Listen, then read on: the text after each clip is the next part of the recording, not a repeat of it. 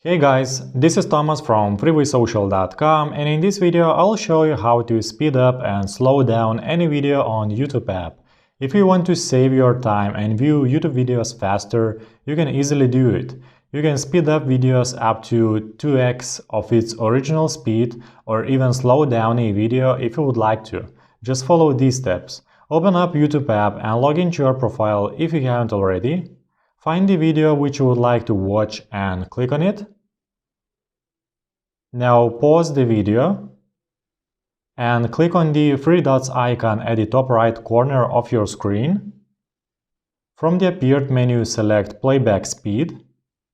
Choose in which speed you would like to view a video. If you want to view a video 2x faster than its original speed, then just click on 2x.